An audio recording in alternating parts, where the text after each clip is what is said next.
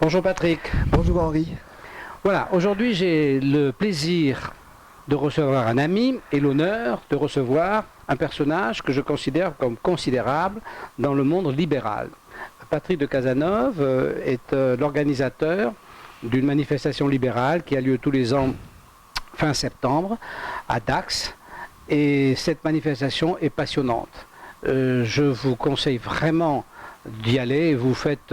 alors, donc, cette manifestation est placée sous le parrainage intellectuel d'un monsieur qui s'appelle Frédéric Bastiat, qui est un économiste du 19e. Et Frédéric Bastiat, si vous voulez, c'est un peu l'inverse de la sécurité sociale. C'est-à-dire la sécurité sociale, c'est la chose dont nos gouvernants parlent constamment et que le monde, contrairement à ce qu'ils disent, ne nous envie pas.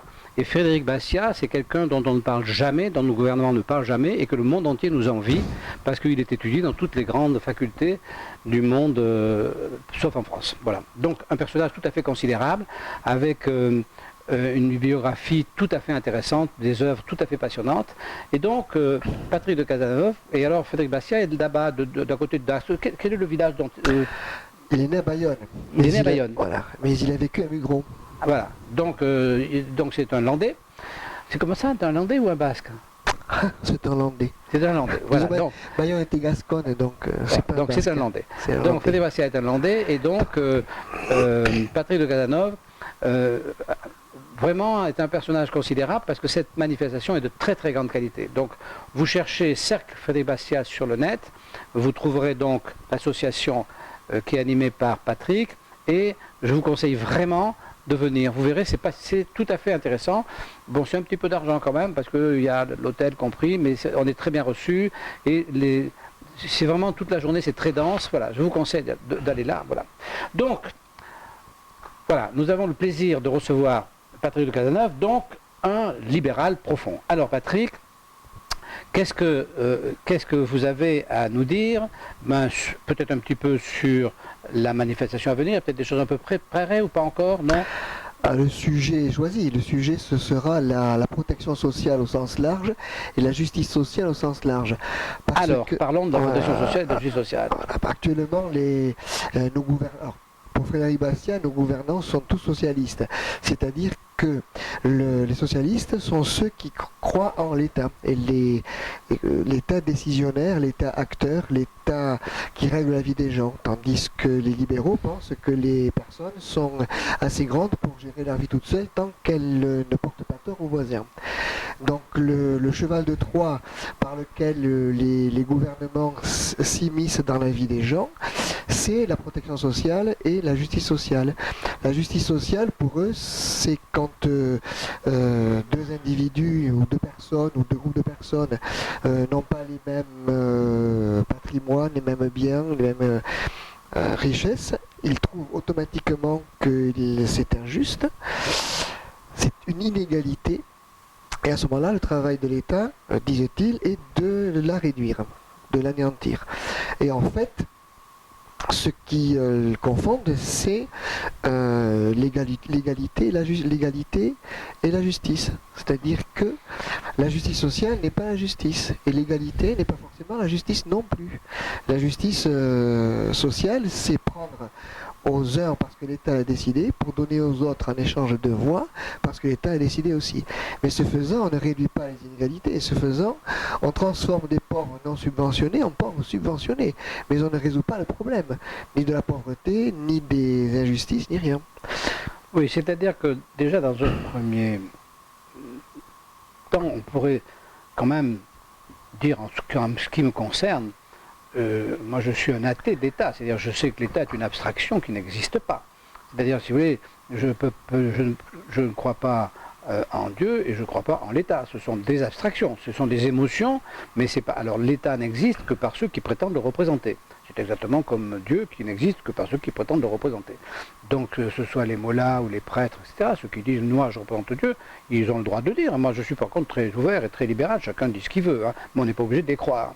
Donc quand quelqu'un vous arrive et vous dit « je représente l'État », non, personne ne représente l'État. Par contre, il y a des gens qui représentent la loi. Alors la loi c'est autre chose, la loi c'est des conventions que l'on se donne quand on vit en groupe. Mais c'est pas l'État qui les donne. C'est la loi, c'est pas fabriqué par un être supérieur. Non, il n'y a pas d'État. Il y a des gens qui s'organisent, qui organisent une société dans laquelle il y a des conventions. Alors la question de ces conventions, c'est est-ce qu'elles ont été organisées honnêtement et qu'est-ce qu'on fait quand elles ne vous conviennent pas? En fait, en gros, c'est ça, quoi. Alors aujourd'hui, pour les libéraux que nous sommes, il y a une surabondance, effectivement, de conventions et qui vont un peu dans tous les sens, qui entravent les libertés pour un bénéfice qui n'est pas du tout certain et qui peut même être tout à fait contraire à l'objectif. Ça, je suis d'accord avec toi. Ouais. Ouais. Et effectivement, ouais, dans la partie dite sociale, dite solidarité, puisque c'est comme ça en fait le mot employé, c'est solidarité. Dans la partie solidarité, c'est sûr qu'il y a un problème. Ça, je suis d'accord. Pour reprendre ce que disait Frédéric Bastiat, c'est que Frédéric Bastiat disait de l'État, c'est la grande fiction à travers laquelle tout le monde s'efforce de vivre aux dépens de tout le monde. Et c'est exactement ce que nous vivons, parce que nos hommes politiques, depuis quelques décennies, leur seul souci quand ils sont élus, c'est de quelle loi je vais faire pour donner à qui et en prenant à qui. Quand on regarde les débats ou l'actualité, c'est toujours comme ça que ça se passe. À qui vais-je prendre pour donner à qui? Alors on peut baptiser toutes ces actions d'un nom tout à fait honorable, parce que bien entendu, l'État ne va jamais prétendre qu'il pille ses administrés pour son plus grand profit à lui, parce que ce qui se passe, c'est que pour Bastiat, chaque individu, chaque personne a des droits naturels qui sont trois: la liberté, la propriété, la personnalité. Et malheureusement, ce qui se passe, c'est que l'État, par son action, porte atteinte à ses droits. Et les droits préexistent à la loi. Malheureusement, la loi qui devrait avoir pour but de protéger ses droits a pour but en pratique de porter atteinte. C'est ce que Bastiat appelle la spoliation légale. C'est-à-dire que quand un État, un gouvernement, une assemblée porte atteinte à la propriété des personnes, porte atteinte à la liberté des personnes, quel que soit le motif, à ce moment-là, il y a spoliation légale, et à ce moment-là, l'harmonie sociale, c'est-à-dire que la société devient une société qui est conflictuelle. On s'étonne aujourd'hui de savoir pourquoi est-ce que les Français sont divisés en communautés, pourquoi est-ce que les Français, si tu permets l'expression, passent leur temps à se bouffer le nez, en disant c'est une société qui est une société de division, entre guillemets, de grande gueule, qui râle tout le temps mais qui ne font pas grand-chose.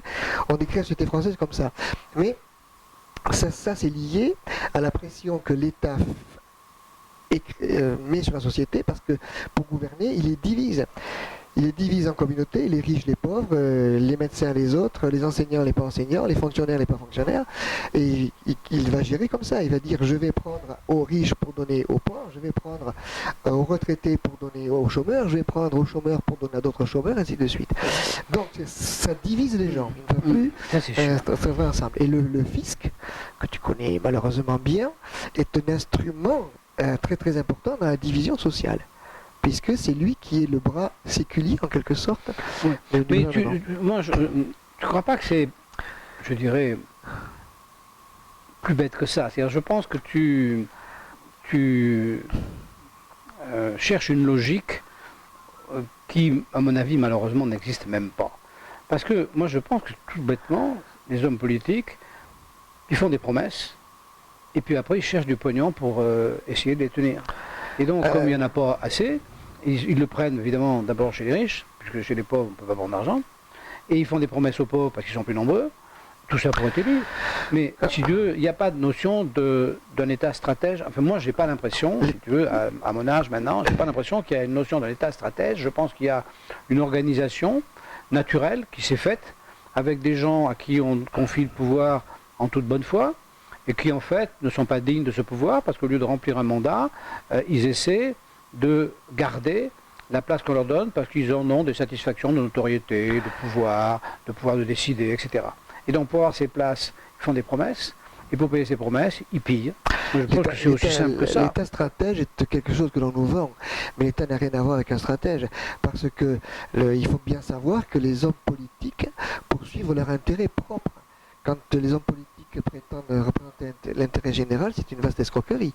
Les hommes politiques représentent leur intérêt propre. Leur intérêt propre, c'est d'être réélus. Et pour être réélus, il faut qu'ils achètent des voix et qu'ils fassent une politique qui leur permette de conforter leur clientèle.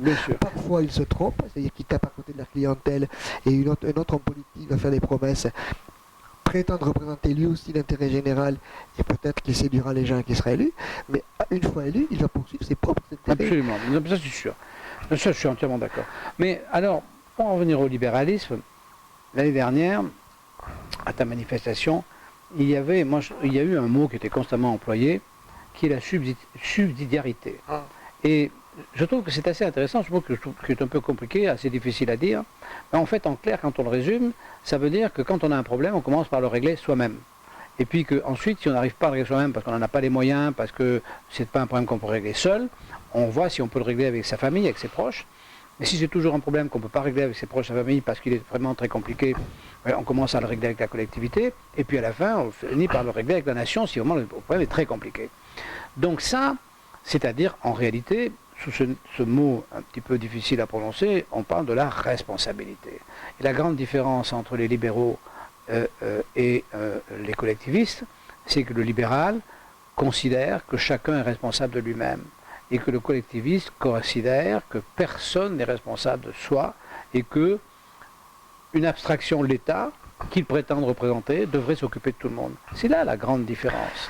Et c'est ça, si tu veux, qui est un piège dans lequel, je pense, que les gens tombent. Et l'année dernière, il y a eu Simone Simone Wapler, qui m'avait beaucoup troublé. C'était une femme de très grande qualité, et qui expliquait que si les gens savaient, c'est-à-dire si chaque salarié à qui on donne avec une fronde là, 1200 balles à la fin du mois, s'il savait que sa valeur marchande c'est aux environs de 5 000 euros, et que le différentiel, c'est-à-dire les 3 800 euros qu'il n'a pas, c'est l'État qui lui prend en lui disant qu'il lui rend service. Mais qu'en fait, si on lui donnait les 5 000 euros et que les prestations, entre guillemets, que lui donne l'État, elles lui coûteraient, mettons, 1 000 euros à tout casser, il lui resterait 4 000 euros. Donc les gens n'ont pas conscience de ça parce qu'ils croient que l'État leur apporte quelque chose alors que leur État leur prend sans leur apporter. Ça, c'est un drôle de truc quand même. Ça, c'est parce que ça s'appelle le salaire complet. Le salaire complet, c'est quand le salarié reçoit l'intégralité de ses revenus, c'est-à-dire par salarial, par patronal, tous les prélèvements qui sont sur sa feuille de paie, qui est assez mystérieuse, qui lui reviennent. Après, pour une personne qui n'est pas salariée, c'est le chiffre d'affaires diminué des frais nécessaires au fonctionnement de son entreprise. Et pour la personne qui reçoit une pension, c'est le montant de sa pension. Le problème qu'il y a, c'est que l'impôt que les Français paient, c'est très compliqué. Il y a quelques temps, Agnès Verdier-Molinier en avait recensé 360, mais comme plusieurs, François Hollande, Nicolas Sarkozy et Emmanuel Macron sont succédés depuis, je pense qu'on doit être à 400 parce que la plupart, ces trois personnes ont chacune créé une bonne dizaine, voire une vingtaine d'impôts. Mais ce qui se passe, c'est que les impôts sont déconnectés du service qui est rendu. C'est-à-dire que quand un individu, une personne va voir une entreprise privée quelconque, elle échange librement un service, elle lui demande de lui faire ceci pour tel prix, s'il est d'accord ça marche, il n'est pas d'accord, il va un concurrent. L'État n'est pas concurrent, et l'État prétend rendre des services qu'en fait il ne rend pas. L'État prend l'argent de manière extrêmement compliquée à 66 millions de Français, parce qu'à un moment ou à un autre, tout le monde paiera un impôt, direct ou indirect, une taxe ou quelque chose comme ça. Il en fait, et avec cette somme, il ne rend pas les services. Parce qu'il ne peut pas. S'il rendait un service, le coût de l'État apparaîtrait. Mais là, il ne rend pas de service puisque l'impôt est déconnecté du service qu'il rend. L'impôt peut servir simplement à redistribuer. L'impôt n'est plus connecté à un service, l'impôt a pour but de redistribuer. Et à partir du moment où l'impôt redistribue, la justice, c'est-à-dire rendre à chacun le sien, etc., et je fais ce que je veux avec ce que j'ai, c'est ma responsabilité, la justice n'est plus rendue. Alors, cette redistribution qui n'est pas la justice, ils appellent ça la justice sociale. Mais la justice sociale, c'est la justice, ce que la démocratie populaire, c'est la démocratie. C'est-à-dire, c'est un oxymore. La justice sociale, c'est quelque chose qui ne peut pas si on connaît le fonctionnement de la société vraiment dans le sens des mots, c'est quelque chose qui ne peut pas être. Ça veut dire qu'il y a un loup derrière et qu'il y a un piège. Et ce piège, c'est cet impôt déconnecté du service rendu et qui ne sert qu'à la redistribution. Et c'est ce système de redistribution qui est le seul but de la classe politique dans un pays comme la France. Mais il est certain que c'est la préoccupation, la redistribution est objectivement la préoccupation psychologique de 99% des Français. Les gens regardent les autres en fonction de cette appréhension qu'ils ont de n'a-t-il pas trop, ai-je assez? Ça, c'est sûr. C'est pour ça que oui, ça c'est. Mais ça c'est. Vraiment, c'est pas 100%, mais il y a peut-être une petite poignée de gens qui ne regardent pas les choses comme ça, mais tous les autres regardent comme ça. Chaque fois que tu vas serrer la main à quelqu'un, il ne faut plus le faire maintenant, c'est interdit en ce moment. Mais chaque fois que tu serres la main à quelqu'un, tout de suite, on sent bien qu'il se demande est-ce qu'il n'a pas trop par rapport à ce qu'il mérite? Et est-ce que moi j'ai assez par rapport à lui? Est-ce qu'il n'a pas trop par rapport à moi? Enfin, c'est constant, c'est incroyable. Cette justice, ce qu'on appelle la justice sociale, cette division dont tu parles là, entre fait que les Français sont divisés en deux groupes, ceux à qui on prend des biens, et ceux à qui on réglemente la vie, et ceux à qui on va donner le bien qu'on a piqué aux autres. Et c'est deux catégories, mais alors c'est des catégories qui sont changeantes. C'est-à-dire que certains Français pensent qu'ils sont bénéficiaires à 100%, c'est pas vrai. À part quelques hommes politiques, les Français sont tous perdants à un moment ou à un autre dans ce système-là. Non, mais c'est évident. Attends, bien sûr que les Français sont tous perdants. Le problème, si tu veux, c'est que... Enfin, moi, une idée qu'on peut essayer de partager, mais si tu veux, moi je pense que l'État n'existe pas. Donc déjà, si tu veux, ma manière de penser, elle est un petit peu différente. Alors je pense que les hommes de l'État, en fait, ils ont fait un coup d'État, c'est-à-dire qu'ils ont pris possession de notre groupe. On est un groupe qui s'appelle la France, c'est-à-dire qu'on a délimité des frontières, on a dit là, vous êtes tous un groupe, vous vous appelez les Français. Très bien. On aurait pu s'appeler les Suisses à quelques kilomètres près quand on habite à Genève, mais bon, c'est comme ça. Donc on est un groupe. Et ce groupe, si tu veux, on a beaucoup réfléchi pendant des siècles, et on sait depuis Montesquieu que si on veut que ce groupe évolue à peu près comme il faut que les pouvoirs soient partagés. C'est-à-dire qu'il ne faut pas que quelqu'un ait entre ses mains tous les pouvoirs. Bon. C'est ça qui fait qu'on passe de la démocratie à la dictature. La démocratie, ce n'est pas le bulletin de vote, contrairement à ce que croient les gens. Parce que le bulletin de vote, en Corée du Nord, ils votent. Hein. La démocratie, c'est les pouvoirs qui s'équilibrent. Et donc, il y a une caste de gens qu'on appelle les technocrates, qui ont pris les postes clés et qui possèdent ces postes clés.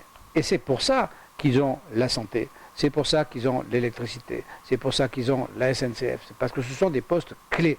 Alors, ils ont évidemment l'armée, la justice, mais ces postes clés font que c'est des postes dont tout le monde a besoin, et quand quelqu'un possède ce poste clé, ben, toi, tu es l'obligé de ce quelqu'un. Donc, si tu veux, les hommes de l'État ont fait un coup d'État.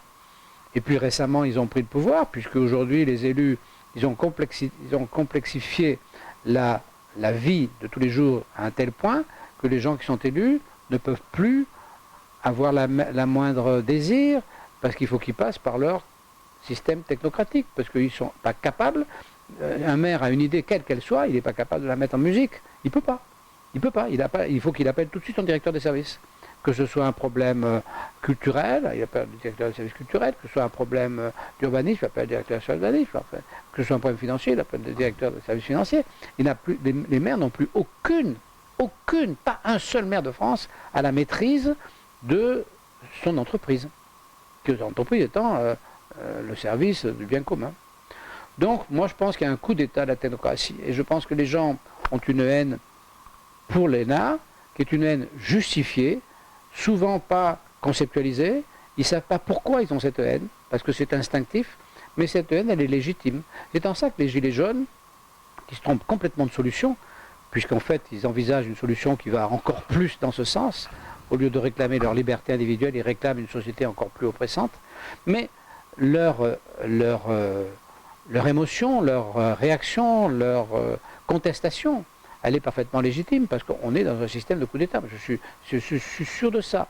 Et donc, les pôles libéraux comme toi, qui œuvrent parce que c'est un travail que tu fais, c'est pas, tu vois, il y a des gens qui font des discours, et il y a des gens qui font du travail. Toi, tu fais du travail, c'est-à-dire tu réunis des gens, tu organises quelque chose qui est très important, qui devrait avoir... Moi, je suis étonné que cette manifestation n'ait pas un retentissement journalistique, parce qu'il s'y dit des choses. Il n'y a pas beaucoup d'endroits où on peut avoir, si tu veux, autant d'orateurs qui est sur un sujet quand même très précis, qui est le libéralisme. Hein. Et je ne comprends pas pourquoi tu n'as pas de papier en retour, pourquoi tu n'as pas... Ben, c'est une manifestation qui, je trouve, est vraiment très très intéressante. Hein. Et donc ça, moi, ça me... j'arrive pas à comprendre pourquoi pourquoi le libéralisme est... Alors, j'arrive pas à comprendre pourquoi le libéralisme est tant décrié, je comprends pas, parce que les gens sont libéraux, en fait, dans leur tête. Donc, c'est bizarre, ça. C'est bizarre, quand même, non? Tu trouves pas? C'est un constat, c'est-à-dire que la pensée libérale en France est en perte de vitesse depuis de nombreuses années. Cette perte de vitesse explique la situation dans laquelle le pays se trouve, c'est-à-dire que la dégradation de la situation économique et sociale et on va dire et humaine du pays s'explique aussi parce que les idées libérales ont disparu du monde politique et aucun homme politique n'applique qu'une idée libérale. Les hommes politiques passent leur temps à contraindre les gens, à les faire rentrer dans des cases et dans des carcans. Ouais. Et quand ils disent mais les Français ne prennent pas de responsabilité, les Français ceci, les Français cela, mais que si un Français veut prendre une responsabilité quelconque, il ne peut pas. Non, il est interdit. Absolument. Il ne peut pas s'assurer pour sa sécurité sociale, il ne peut pas s'assurer pour sa retraite, on est en train de lui monter une usine de gaz phénoménale pour sa retraite, il ne peut pas organiser même l'éducation de ses enfants, il y a toutes ces grandes... il ne peut pas se déplacer comme il l'entend, il ne peut même pas peindre sa maison comme il l'entend. Donc, oui, absolument. Donc c'est cette histoire-là qui fait que la philosophie libérale a complètement déserté la sphère politique et médiatique, c'est pour ça. Et comme les hommes politiques sont, il faut le rendre à l'évidence, ne sont pas des stupides, ils veulent être réélus, mais ils ne veulent pas assumer la responsabilité. C'est-à-dire qu'ils veulent être réélus, mais ils ne vont surtout pas dire la politique que nous menons depuis 30 ans ou 40 ans est mauvaise, il faut en changer. La seule chose qu'ils vont faire, c'est changer quelques curseurs, prendre plus à l'heure, prendre moins à l'autre et de toute façon augmenter les prélèvements et augmenter les règlements. C'est-à-dire casser encore plus les initiatives des Français, casser un peu plus les innovations et ne pas permettre aux Français d'accomplir leur destin, de s'épanouir ou de vivre leur vie. Ça, c'est la cause principale, à mon avis, de la situation dans laquelle nous nous trouvons. Si les hommes politiques voulaient vraiment changer de système de fonctionnement, ils arrêteraient le système étatiste dans lequel nous vivons et ils adopteraient un système qui est beaucoup plus libéral, c'est-à-dire qui donnerait la responsabilité aux Français. Oui, mais ça, là, tu te heurtes à un problème, c'est que, en admettant qu'un homme politique ait ce discours, combien il va faire de voix? 2%? Parce que si tu veux, il y a un problème. C'est que, à la décharge, je dirais, des soi-disant des hommes de l'État, de ce que j'appelle moi les hommes de l'État, que toi tu appelles les hommes politiques, à la décharge de ces gens, c'est que la population leur demande. C'est ça qui est hallucinant. Ça, c'est la servitude de la Boétie. Hein, les gens sont demandeurs qu'on intervienne dans leur vie. Si tu me permets, je pense que les gens sont demandeurs, c'est ce qu'on voit. C'est-à-dire que depuis 3 ou 4 générations, on éduque les Français à demander quelque chose et on leur tape sur les doigts chaque fois qu'ils veulent prendre une responsabilité. Ce qui veut dire que les Français sont formatés, éduqués à attendre de l'État. Ce n'est pas le fonctionnement naturel. On ne peut pas reprocher aux Français d'attendre tout de l'État et de leur interdire de prendre des initiatives. C'est complètement incohérent. Oui. Si le fameux homme politique dont tu parles, s'il arrive, il va pas. La seule chose qu'il faudrait qu'ils commencent par faire, c'est rendre leur liberté aux Français. Ce n'est pas des mesures très compliquées sur le papier. Comme dit Simone Lapeur, comme dit plein de gens, on commence par leur rendre leurs sous. Et ensuite, une fois qu'on leur a rendu leurs sous, on ne leur en prend plus. Pas beaucoup. Est-ce que tu crois... Et l'impôt devient un service et non plus un système de spoliation. Macron, il est en train de se planter avec sa retraite. Est-ce que tu crois que s'il y a 1 mois et demi, 2 mois, il avait dit, bon, écoutez les enfants, on annule les retraites. Pendant 10 ans, nous, l'État, on s'engage à donner à tout le monde, mettons, 1000 euros par mois à tous ceux qui vont avoir pendant 10 ou 20 ans, le temps que les autres fassent des économies. Et puis après, pour le reste, allez vous assurer où vous voulez. Est-ce que s'il avait dit ça, ça serait mieux passé, d'après toi? Alors, il ne l'a pas dit, c'est qu'il a ses raisons pour ne pas le dire. Cela dit, le passer d'un système de répartition à un système par capitalisation en totalité ou en partie, ça a déjà été fait. Pinera l'a fait au Chili. Et ce qui s'était passé, c'est que quand Pinera a voulu le mettre en place au Chili, toute la classe technocratique, tous les conseillers, ont dit au gouvernement chilien, non, il ne faut pas le faire, vous allez vous planter. Et le gouvernement n'a pas écouté les conseillers, il a suivi Pinera et il a fait la réforme. Et la réforme s'est extraordinairement bien passée. Je crois que si l'on explique bien aux Français la manière dont dorénavant cela fonctionne, c'est-à-dire on vous rend vos sous. Avec vos sous, vous êtes libre de vous assurer comme vous voulez. Alors on dit mais les Français ne vont pas s'assurer, ils vont acheter des télévisions et des appareils photo. C'est pas vrai. Non, ça les regarde et deux, c'est pas vrai. Chaque fois que les Français récupèrent des sous, c'est pour épargner. Et ça, c'est intéressant, parce que ça veut dire, contrairement à ce que leur dit l'État, ça veut dire qu'ils n'ont pas confiance dans la prétendue sécurité sociale que leur assure l'État, puisque dès qu'ils ont un petit peu de sous, ils l'épargnent. Ce qui est, à mon avis, l'épargne, quelque chose d'extrêmement sain. Et pour en revenir à ce qu'on disait, si on explique très franchement en français la manière dont cela fonctionnera, et qu'on leur laisse le choix en disant vous avez votre salaire complet, vous pouvez choisir le système que vous voudrez, à ce moment-là le choix est différent. C'est-à-dire qu'on leur dit pas on arrête les retraites, on arrête ceci, on arrête cela. On leur dit vous pouvez choisir. Vous pouvez choisir votre retraite, vous pouvez choisir le système que vous voulez. Si vous voulez vous grouper dans une société particulière et faire une cagnotte et la répartir entre vous à la retraite. Mais ça c'est le libéralisme. La preuve en est que Macron n'est pas un libéral. C'est que non seulement il n'a pas dit ça, mais en plus il a regroupé toutes les caisses de retraite en une seule qui va gérer lui, alors qu'il y en avait qui lui demandaient rien et qui marchaient très bien. Absolument. Notamment la caisse des médecins. Moi j'ai connu le patron de la caisse des médecins il y a une dizaine d'années. C'était des gens qui se prenaient en main, qui avaient déjà mis en place, je parle de la caisse des médecins parce que notre ami Patrick est médecin. Et là, ils avaient déjà mis en place une grande partie, ils avaient donné des cotisations plus lourdes, mais une partie était virée en capitalisation, et la caisse des médecins était une caisse qui fonctionnait bien, hein, et donc elle va être, et qui a, je pense, des économies qui vont être absorbées par le système global. Donc effectivement, Macron, dans la dynamique du coup d'État, met la main sur toutes les retraites, y compris celles qui lui échappaient. En fait, c'est ça l'histoire. Donc on est loin de dire, bon ben voilà, on assume la casse, qu'il va y avoir un petit peu, mais après vous êtes libre. Bien sûr qu'on n'est pas dans ça. Disons, il n'y a pas de casse quand même. Hein. Il y a quand on passe d'un système étatiste à un système libre, il n'y a pas de casse. Il y a simplement. Non, mais attends, quand on passe d'un système de répartition à un système d'économie, de répartition, et l'autre c'est capitalisation. Merci, le mot m'échappait. Voilà. Quand on passe d'un système de répartition à un système de capitalisation, il y a automatiquement une perte, parce que celui qui a cotisé pendant 20 ou 30 ans ou 40 ans, dont l'argent a été dépensé, si tout d'un coup les autres à venir ne sont plus dans la répartition, il n'a plus rien.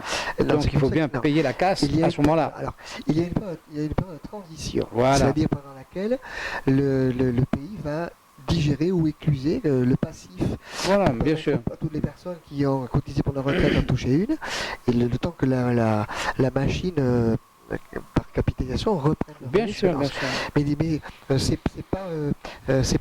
Alors, on a l'impression sur les retraites qu'il y a moins de risques à répartir qu'à capitaliser. Parce qu'on dit répartir, il y aura toujours des gens. Capitaliser, l'argent peut avoir disparu au moment où on en a besoin. Mais de toute façon, il n'y a aucune des deux solutions n'est sûre. Parce que de toute façon, dire à quelqu'un aujourd'hui qui a 20 ans, dans 40 ans, on te donnera tant pour les 20 ans de vie que tu auras encore à vivre, mais c'est absurde. C'est comme si on disait, écoutez, vous allez prendre des vacances dans l'été 2045 et il fera beau. On n'en sait rien. Comment voulez-vous, il y a tellement d'impondérables, comment voulez-vous qu'on sache si dans 40 ans, on aura d'argent ou pas? La vraie question, c'est pas ça. La question, c'est, vous êtes trop abrutis pour faire votre propre économie, donc on va le faire à votre place. C'est ça le truc. Mais on va le faire plutôt moins bien quand même. Alors on va le faire plutôt mieux que ceux qui font aucune économie, et on va le faire plutôt beaucoup moins bien que ceux qui font des économies.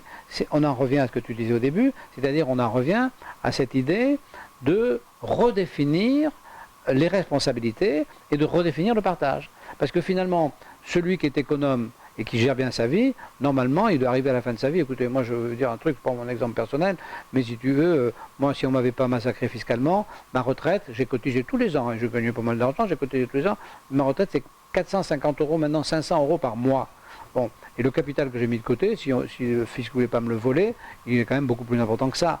Donc si vous voulez, il y a des gens qui savent s'organiser pour avoir une retraite correcte, et puis il y en a d'autres qui ne savent pas. Bon, donc du coup, l'État dit, enfin l'État, les hommes de l'État disent, ben, nous on va s'en occuper, vous allez voir ce que vous allez voir. C'est toujours pareil. Bien, Patrick, donc merci d'être venu. Je t'en prie. À 7. C'est un plaisir. On est à 7. Oui. Bon, c'est Dax, quand même. J'ai fait une étape à Montpellier. Ah bon, c'est pas la même mère, t'as vu, si elle s'en va pas, hein, elle est toujours là. Voilà. Eh bien écoutez, voilà, donc je vous reconseille fortement d'aller régulièrement sur le site du cercle Frédéric Bastiat, parce que d'abord il y a des articles très intéressants, c'est intéressant. De vous tenir au courant, parce qu'il n'y a pas que la manifestation de septembre, il y a régulièrement des dîners, et qui sont des dîners tout à fait denses. Moi je ne peux pas y aller parce que c'est vraiment loin quand même, Dax, hein, c'est 6 heures de route. Hein. 6 heures de route pour un dîner, c'est un peu dur pour revenir le soir. Donc, mais ce sont des repas très intéressants avec des conférenciers très intéressants. Donc il y en a plusieurs dans l'année. Donc je vous conseille vraiment de vous rapprocher si vous êtes libéral, parce que si vous n'êtes pas libéral, pas la peine, hein, ça ne va pas vous intéresser. Mais il faut que l'objectif, ce n'est pas de convaincre les gens convaincus. L'objectif, c'est des personnes qui ne savent pas qu'elles sont libérales dans l'âme. Jacques Garello pense que tous les Français sont libéraux, tous les êtres humains sont libéraux dans l'âme. Venez goûter un petit peu de la pensée libérale, quelque chose que vous n'aurez jamais dans les médias, et vous verrez que ça a un goût, on peut voir ça comme ça aussi, je suis d'accord. Je suis d'accord. Une fois qu'on a goûté ça, on devient vite accro. Bon, donc, absolument, je suis d'accord. Donc, je retire ce que j'ai dit, même si vous n'êtes pas libéral, venez quand même. Voilà. Enfin, venez pas foutre le bordel quand même. Voilà. C'est toujours très courtois. Tu sais, les Landais, les gens du Sud-Ouest sont des gens qui savent très très bien vivre. Ils sont très très courtois. Bien, et bien, oui, puis en plus on y mange très bien, évidemment, c'est les Landes. Voilà. Merci Patrick, et puis à bientôt. Au revoir. À bientôt. Au revoir Henri.